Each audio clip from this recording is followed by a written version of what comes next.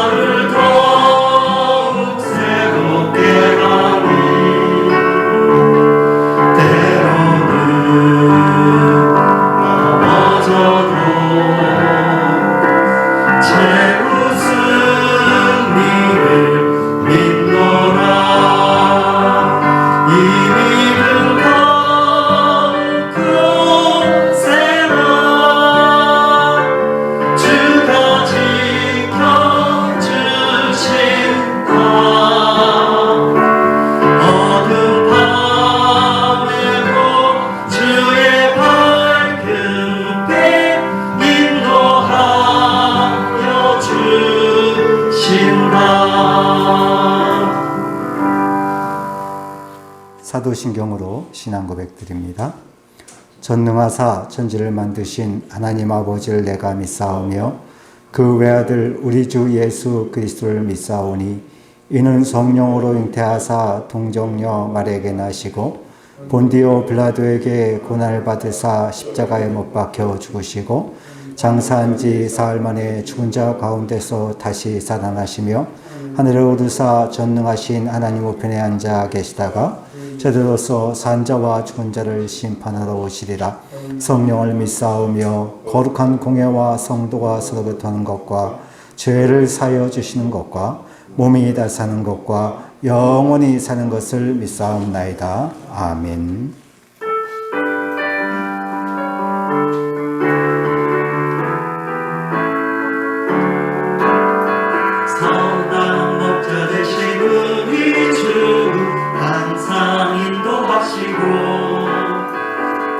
동산 좋은 곳에서 우리 먹여주소서.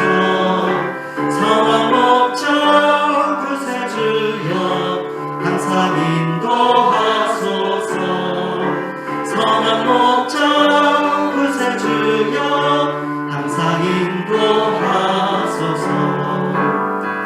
양의 불이 되신 예수여 우리 영접하시고 길을 잃은 양의 우리를 항상 인도하소서. 흠이 많고 약한 우리도 용납하여 주시고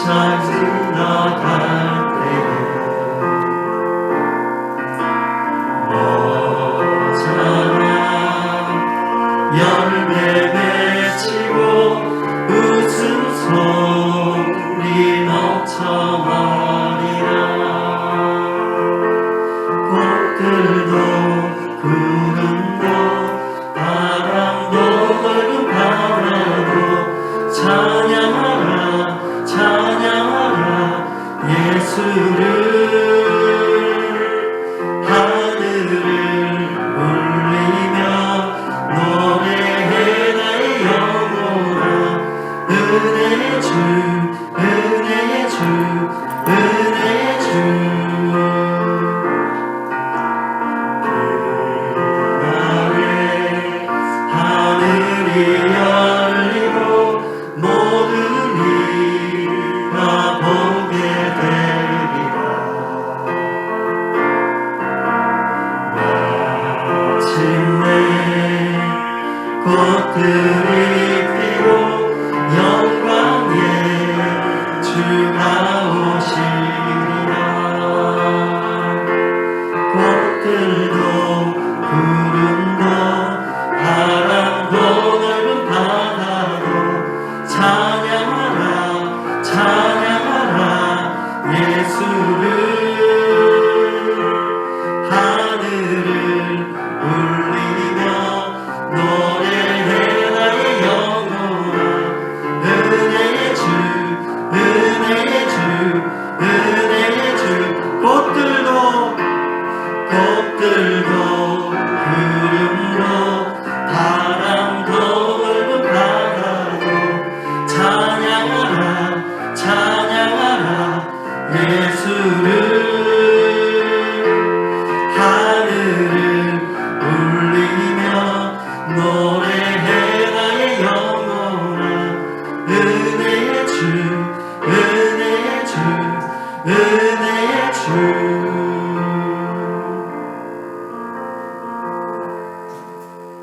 기도하겠습니다. 참 좋으신 나의 아버지 하나님 감사합니다. 지난 한 주간도 우리를 보존하시고 오늘 이 자리에서 하나님을 예배할 수 있도록 이끌어 주시니 감사합니다. 우리의 예배가 영과 진리로 신령과 진정으로 드려지는 예배 될 수 있도록 하나님 우리를 붙들어 주옵소서. 하나님 이 예배를 통하여 영광 받으시며 하나님의 하나님 되심이 우리 가운데 실현되고 이 땅에 실현될 수 있도록 하나님 역사하여 주옵소서. 참으로 많은 어려움으로 아파하는 이 땅을 보시며 이 땅의 교회들을 보시며 하나님 은혜로 우리를 채워 주옵소서. 우리 성도님들 어느 곳에나 있든지 주님을 향한 마음이 진실하게 하시고 주의 말씀에 따라 순간을 영혼에 잇대어 살아갈 수 있도록 하나님 도와 주옵소서. 이 예배를 주께 올려드리며 예수님의 이름으로 기도합니다. 아멘.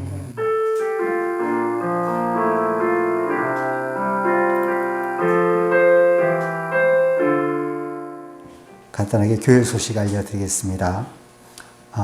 저희가 토요일날 영상을 찍고 녹화해서 주일날 여러분이 예배를 드릴 수 있도록 도와드렸었는데 다음 주부터는 주일날 실시간으로 방송을 하겠습니다. 기존에 가족들 시간에 맞춰서 조금씩 시간 변동이 있었던 분들이 계실 텐데 다음 주부터는 11시에 여러분이 가정에서 예배를 드리시면 저희 이곳에서 영상을 찍는 것과 동일하게 예배를 드리실 수가 있습니다. 보다 자세한 내용은 저희가 카톡으로 단체톡에 공지하도록 그렇게 하겠습니다. 그리고 정부의 그 방역 지침이 조금 변경이 되어서 교회의 경우 영상으로 찍는 인원과 그리고 교회에서 지정하는 분들이 조금 더 참여할 수 있도록 그렇게 바뀌었습니다.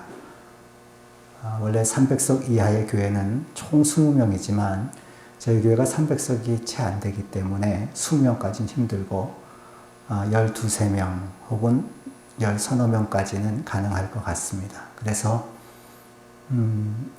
영상을 찍는 데 필요한 기본 인원하고 이제 앞으로는 대표기도 하실 분, 그리고 헌금하실 분, 그리고 집에서 영상으로 예배를 드리기 힘드신 분들하고 이렇게 예배를 드리도록 하겠습니다.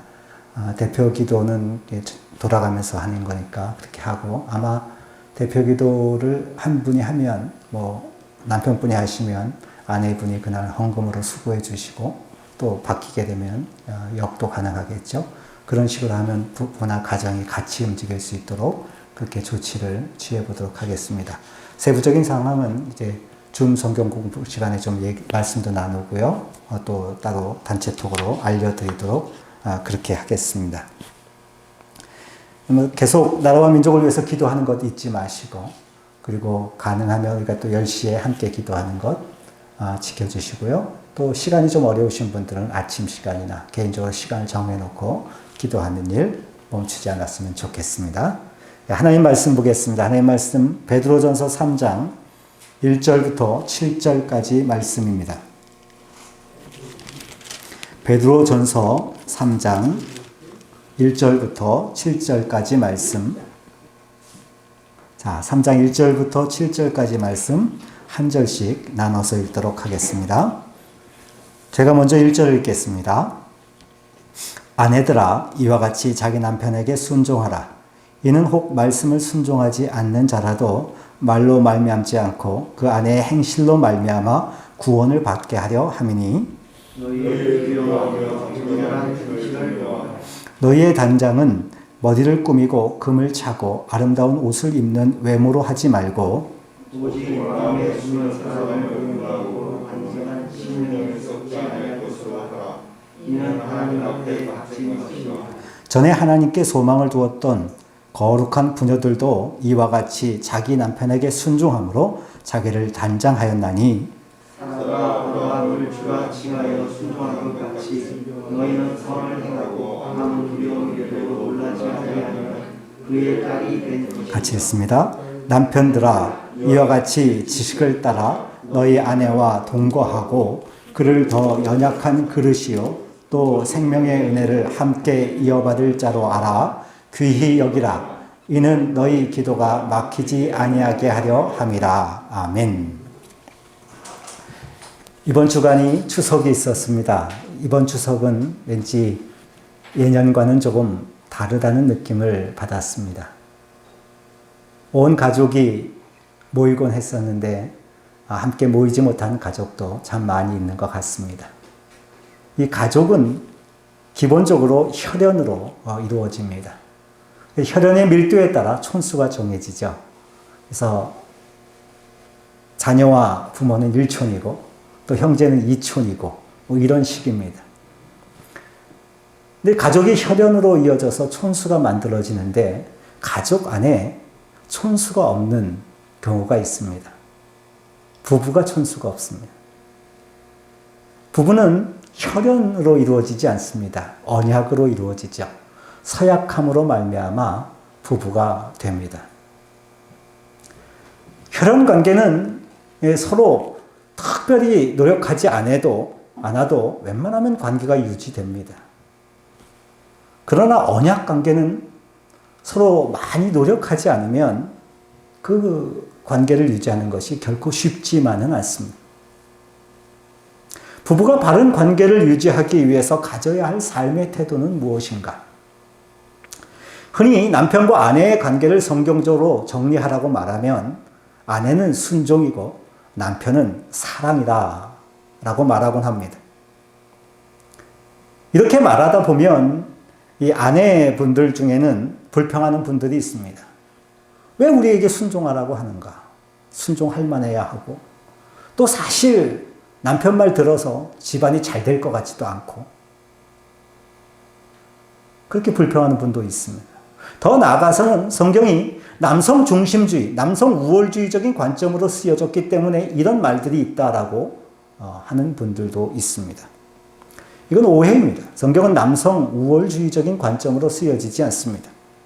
하나님 앞에서 모든 사람은 성별이나 나이나 학력이나 혹은 재산의 많고 적음과 상관없이 동일한 하나님의 형상이라고 성경은 말합니다.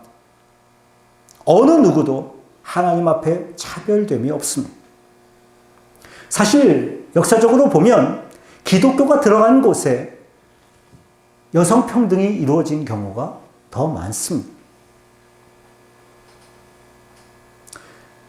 그렇지만 사실 이 아내는 순종하고 남편은 사랑하라는 이 말이 도식화되는 것은 그렇게 바람직하지는 않습니다. 이 말이 틀렸기 때문이 아니라 우리의 선입견이 이 말을 왜곡시킬 우려가 있기 때문에 그렇습니다. 여러분 생각해 보십시오. 사랑 없는 순종이 가능합니까? 인격성을 포기하지 않는 한, 주인과 노예의 관계가 되지 않는 한 불가능한 이야기입니다. 순종하지 않는 사랑, 이것도 마찬가지입니다.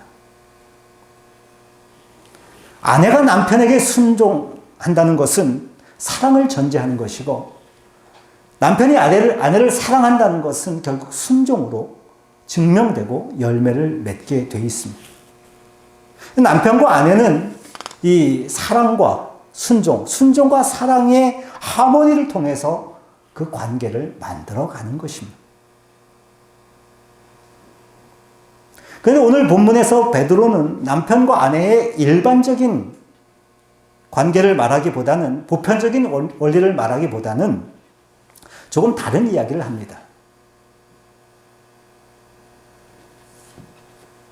베드로는 지금 조금은 특별한 상황, 특별히 믿지 않는 배우자를 둔 상황을 염두에 두고 편지를 쓰고 있는 것입니다.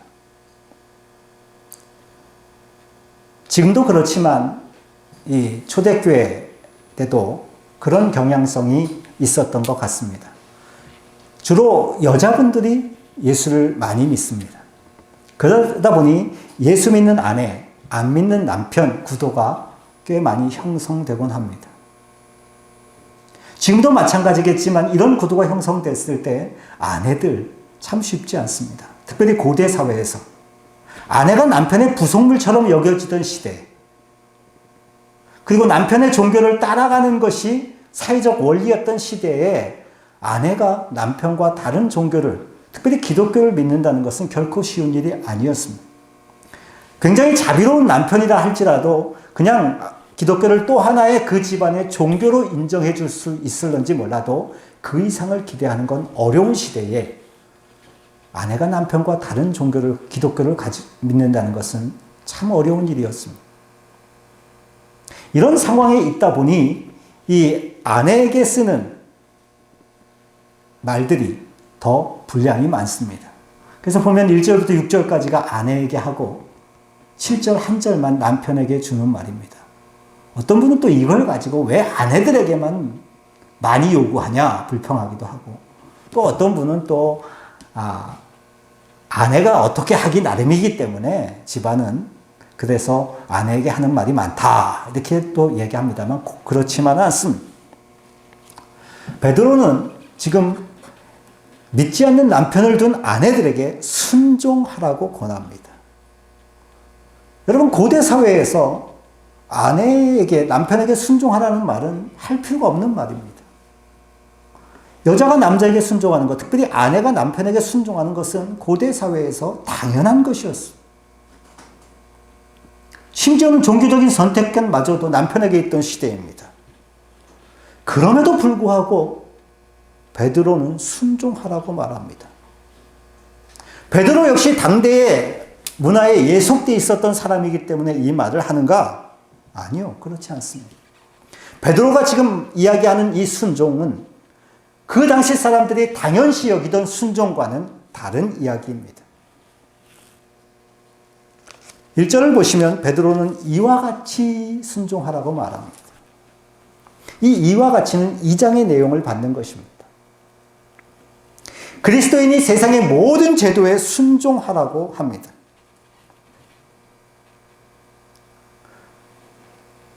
그리스도인들이 이 세상의 제도에 순종하는 이유가 무엇입니까? 그 제도가, 혹은 그 제도를 실행하는 사람이 그리스도인보다 우월하기 때문에, 그리스도인이 열등하기 때문에 순종합니까? 아니면 순종하지 않으면 생활이 어려워질 것 같기 때문에 순종합니까? 그렇지 않습니다.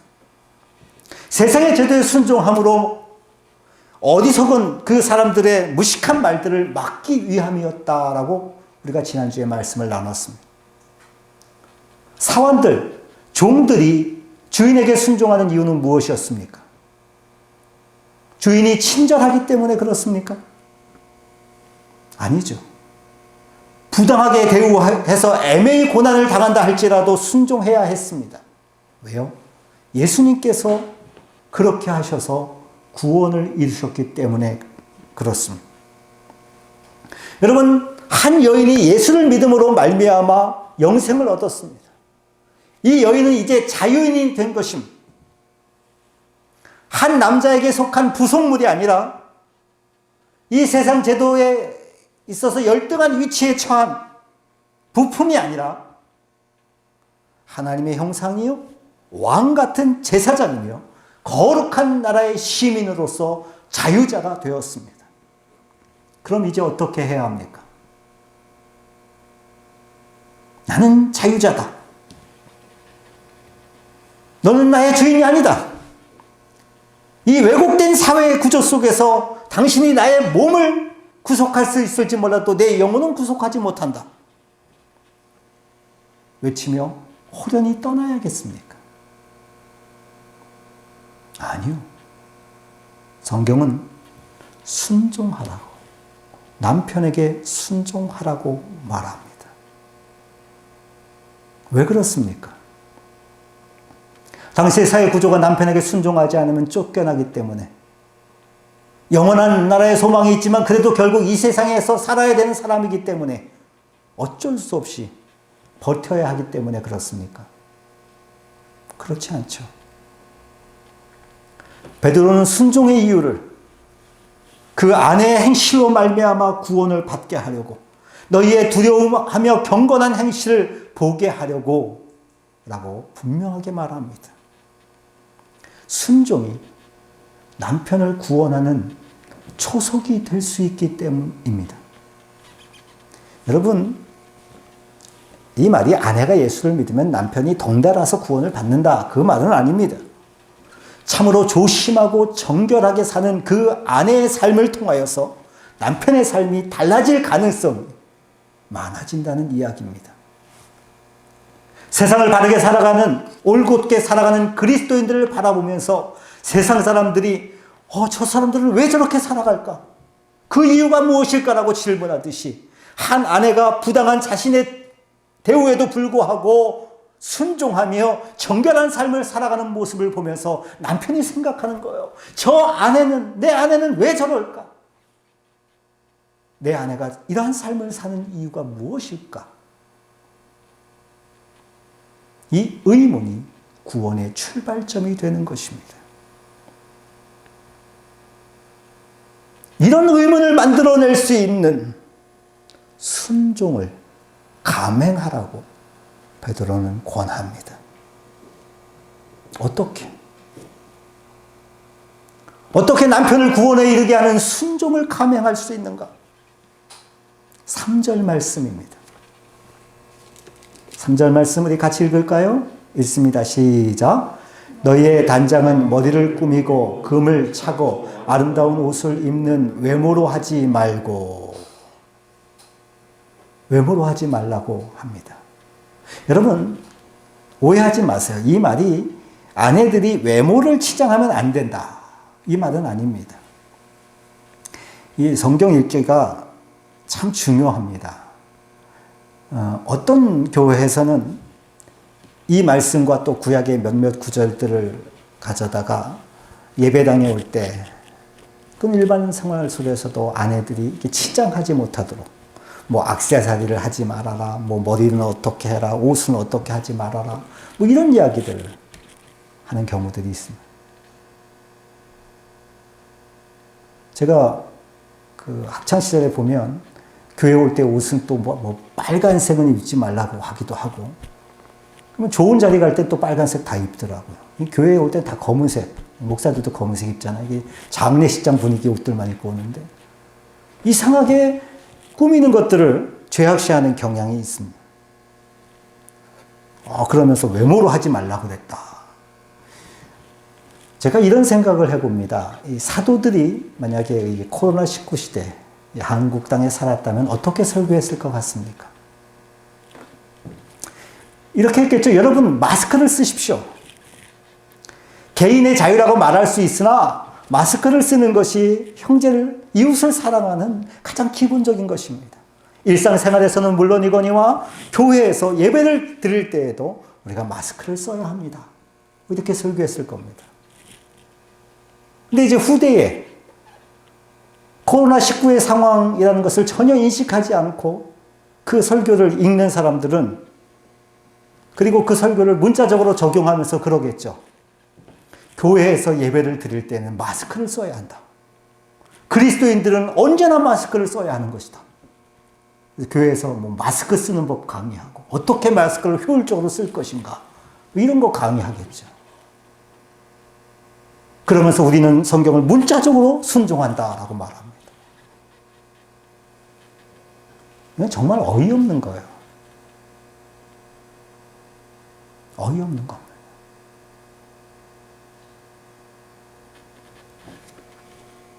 성경은 외모 치장을 금하지는 않습니다. 물론 너무 그렇게 해서 사람들의 시선을 끄는 것도 곤란하겠죠. 그래서 그런 얘기가 있어요. 어떤 교회 가면 찬양팀들 앞에서 쭉 찬양을 하잖아요.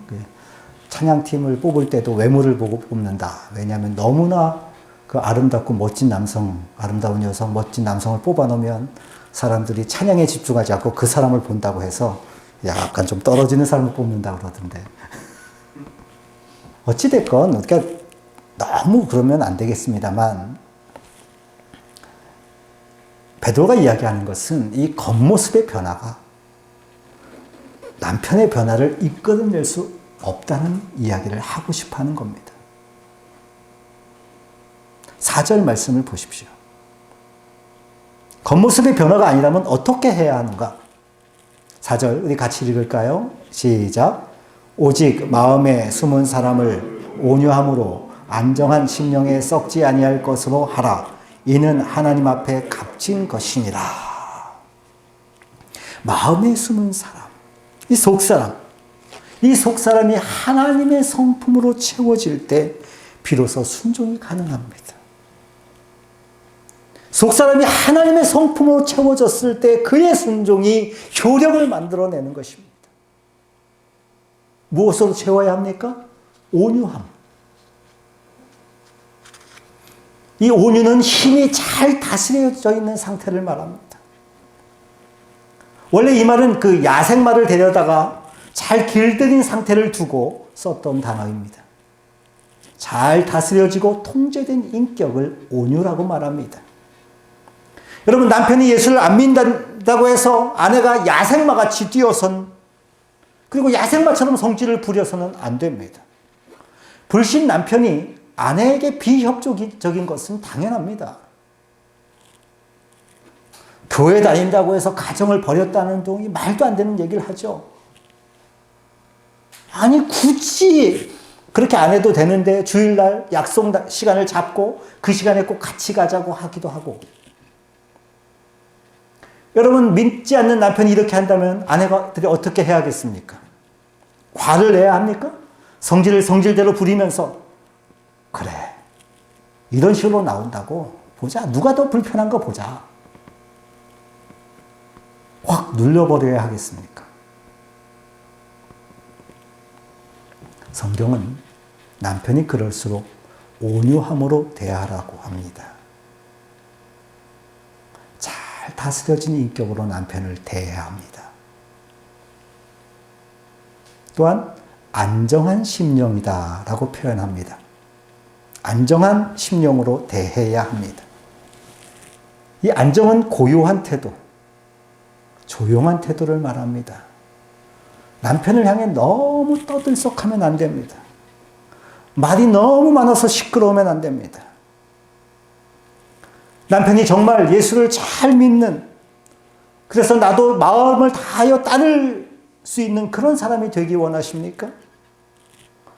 정말 신앙심 깊은 아내들 중에 역도 마찬가지예요. 신앙심 깊은 남편이 그런 경우도 있는데, 이 아내들이 남편에게 끊임없이 가야 할 길을 제시합니다. 이 잔소리식 설교죠. 예수를 믿기 때문에 옷 타령, 돈 타령 그런 거 안 하는 거 좋습니다만 남편에게 끊임없이 설교합니다. 당신 빨리 회개하고 예수를 믿어야 해요. 당신 그렇게 살면 하나님이 도와주시겠어요? 당신 사업이 그렇게 잘 안 풀리는 것은요, 하나님과 함께 하지 않아서 그런 거예요. 혹은 남편이 교회는 나오지만 열심히 안 하는 그런 경우에 있는 부부의 경우, 이 아내들이 빨리 남편이 좀 열심히 해서 뭐 집사님도 되고 안수 집사님 되고 장로님도 되고 그랬으면 좋겠는데 남편이 안 따라온단 말이죠. 맨날 그 얘기를 하죠. 여보, 한 딸이는 세상에 두고 한 딸이는 교회에 둬선 뭐가 되겠냐고. 당신하고 교회 가면 얼마나 창피한지. 그 담배 냄새 좀 안 나게. 그 술, 담배도 그것도 그거 하나 못 끊냐고. 우리 기도원 가서 3일간 금식하고 끊자고. 쉼없이 설교하고 때로는요, 이 설교를 빙자해서 자기가 하고 싶은 말을 막 합니다. 물론 얼마나 안타까우면 이렇게 하겠습니까만은 이 길이 아닙니다.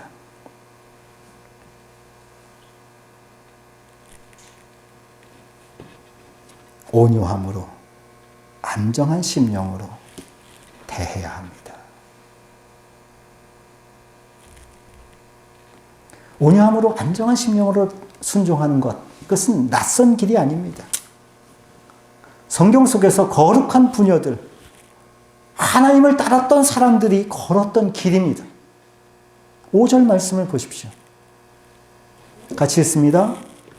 전에 하나님께 소망을 두었던 거룩한 부녀들도 이와 같이 자기 남편에게 순종함으로 자기를 단장하였나니. 쉬운 성경은 이렇게 기록합니다. 전에 하나님께 소망을 두고 살았던 거룩한 여인들도 이와 같이 자신의 속사람을 단장함으로써 자기 남편에게 순종하였습니다.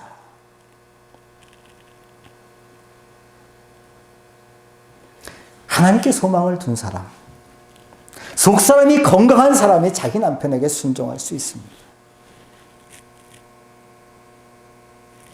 아내가 남편에게 순종하지 못하는 것은 남편이 못났기 때문만은 아닙니다. 속사람이 강건하지 않은 거예요.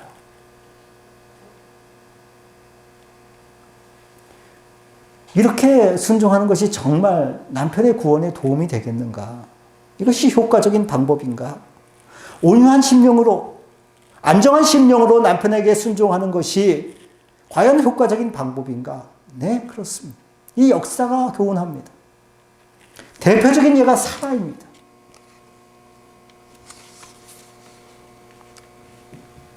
사라는, 아브라함의 아내 사라는 말도 안 되는 아브라함의 행위에도 불구하고 아브라함에게 순종합니다. 그래서 결국 아브라함을 만드시는 하나님의 역사가 가능해지도록 하고 그녀는 열국의 어미가 됩니다.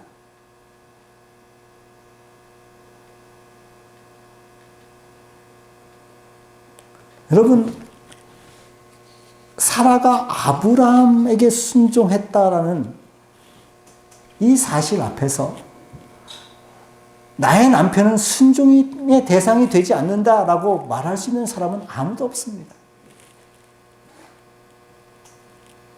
여러분의 남편들이 지독히 말을 안 듣고 속을 썩일 수 있습니다만 그럼에도 불구하고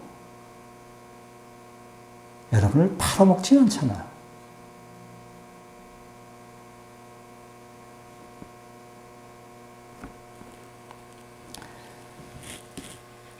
속이 타서 억울해서 이 일을 어떻게 하느냐고요?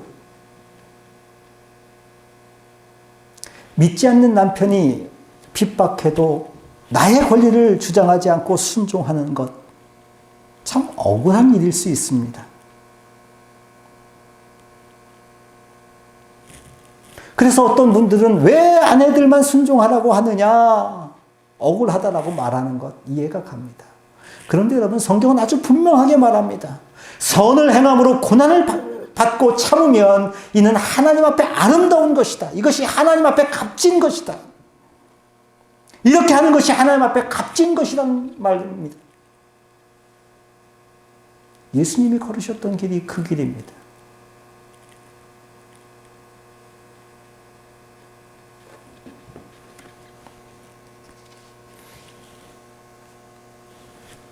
아내 되신 분들이 아내가 예수님을 따라 걷기 시작할 때에 믿지 않는 남편도 그 길을 물끄러미 바라보게 돼 있습니다.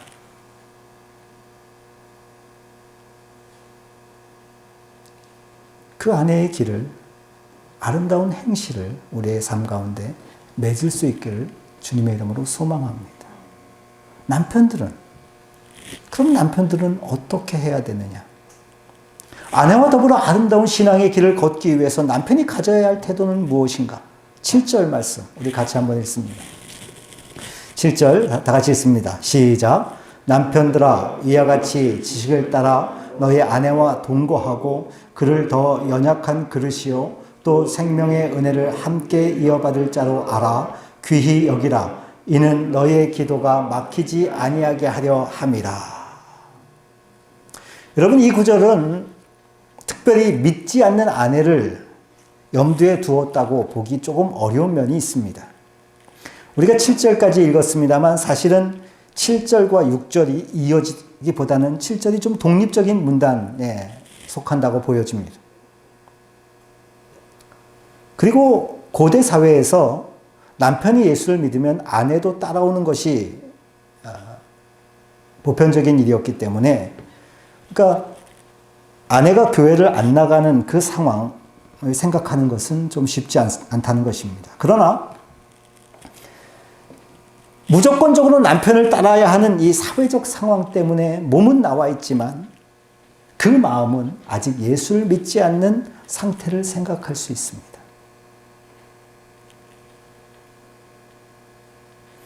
고대 사회에서 남편이 예수를 믿었습니다. 사회적 상황 때문에 그 아내가 남편을 따라 교회는 나왔습니다. 그러나 아직 그 마음에 예수를 믿지는 않습니다. 이런 상황에 있을 때에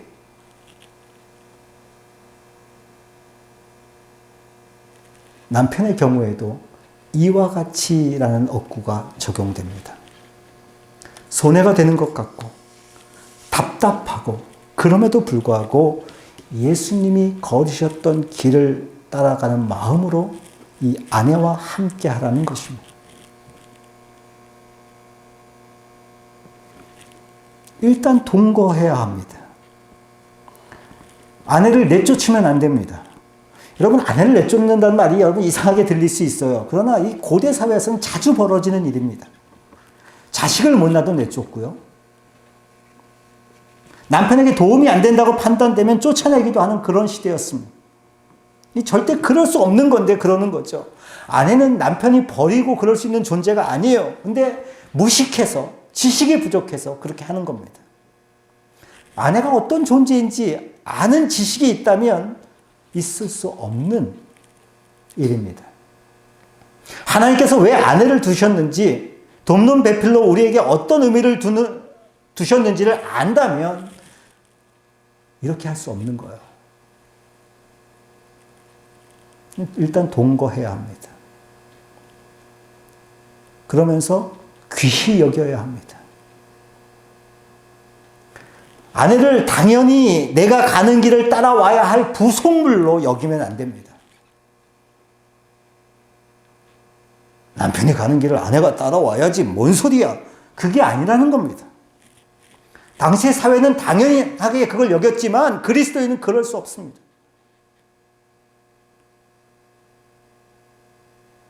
아내는 연약한 그릇입니다. 여자가 열등하단 말이 아니에요. 당시의 사회 구조 속에서 여자는 연약할 수밖에 없는 위치에 있었고, 실제로 신앙의 영역에서도 자신의 양심과 상관없이 남편을 따라야 하는 입장에 있었습니다. 자신의 감정을 존중받지 못하는 상황이죠. 그런 상황 속에 있는 아내라는 것입니다. 그 아내를 귀히 여기는 거예요. 왜 이렇게 잘 못 따라오는가? 구박하지 말고 생명의 은혜를 함께 이어받을 자로 인식하고 귀히 여겨야 합니다.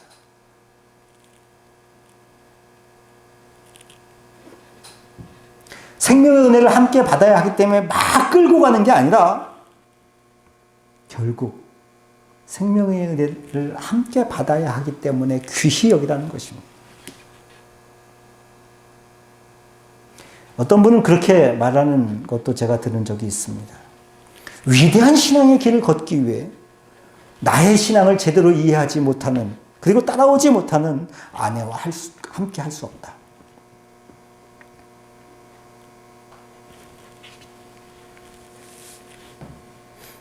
그래서 보면 예전에 그런 경우를 제가 봤어요.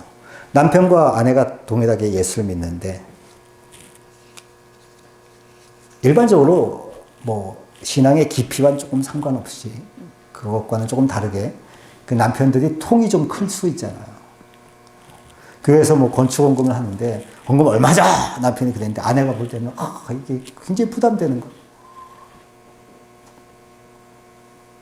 남편이 집안 경제를 세세하게 모르니까 그냥 믿음으로, 뭐 그게 믿음인지 어쩐지 잘 모르겠지만 아무튼 믿음으로 하지만 아내 입장에서는 참 어려운 거죠. 이제 남편이 그러는 거죠. 내가 좀 신앙으로 하나님 앞에 드리려고 하는데 이 아내가 도무지 이해를 못 해줘갖고 신앙생활이 제대로 안 된다고.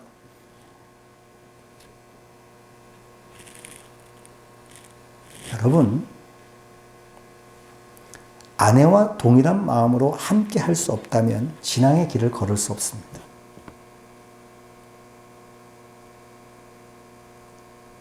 우리의 신앙이 항상 고속도로처럼 스피드를 내고 달리는 거 아니에요.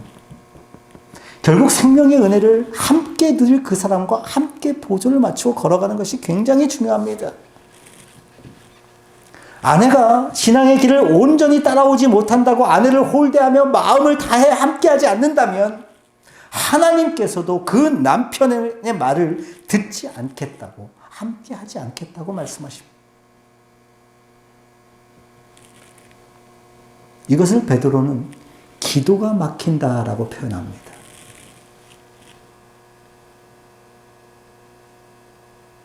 만약 남편과 아내가 함께 주님 앞에 나아갈 수 없다면 하나님과의 교제도 막힙니다.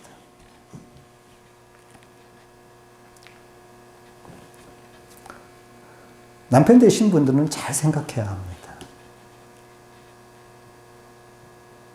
내가 앞서갈 테니까 따라오는 거야? 내가 가장 아니야? 아니요, 그렇지 않습니다, 여러분.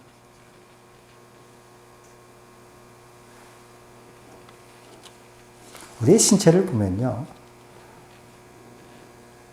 머리가 발에게 어디로 가라고 지시하는지 몰라도 결국 발이 가는 곳에 머리가 따라가는 겁니다. 결국 함께 하는 거예요. 여러분, 제가 지금 아내와 남편 이야기를 합니다만 여러분 잘 생각해 보십시오. 하나님께 소망을 두고 훗날 우리가 복을 누리기 위해서 우리 가정에서 누가 남편의 위치에 있고 누가 아내의 위치에 있는지,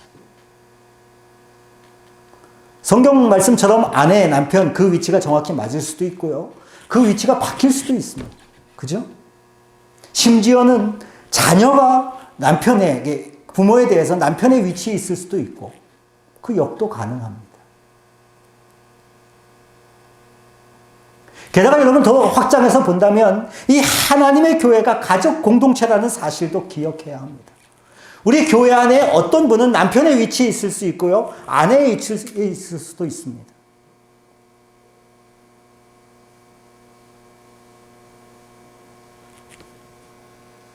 이런 가운데서 우리 가족이 하나님 앞에 어떤 모습으로 서야 하는지,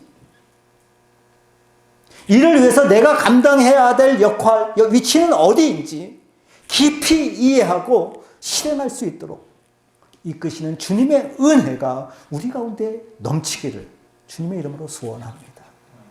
주께서 이 은혜를 주셔서 우리가 이 길을 걸어갈 때 우리가 건강해지는 겁니다.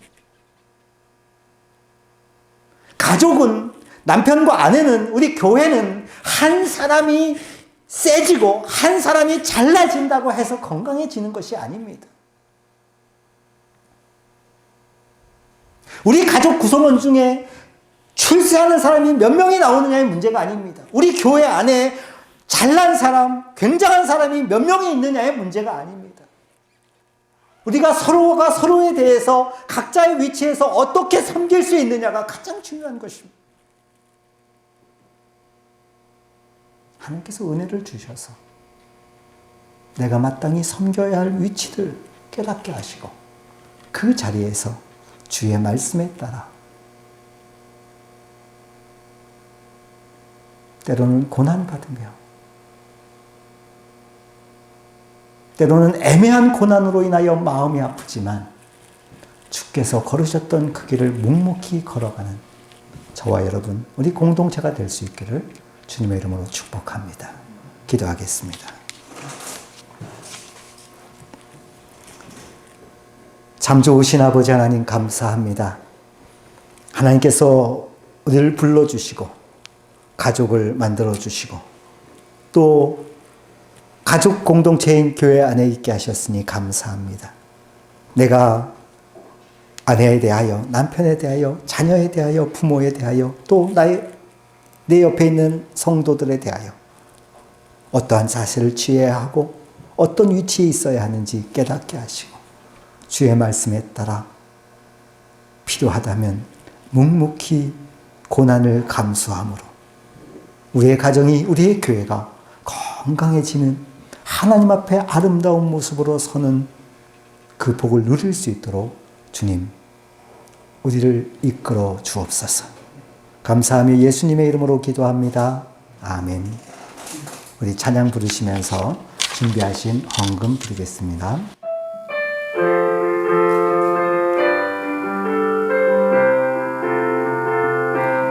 들고 산을 넘는 자들의 발길 아름답고도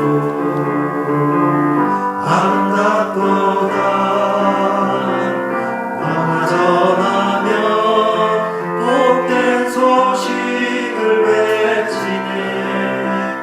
주 다스리시네.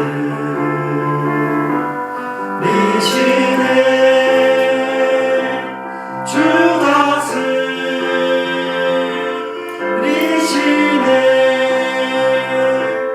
주 다스리시네.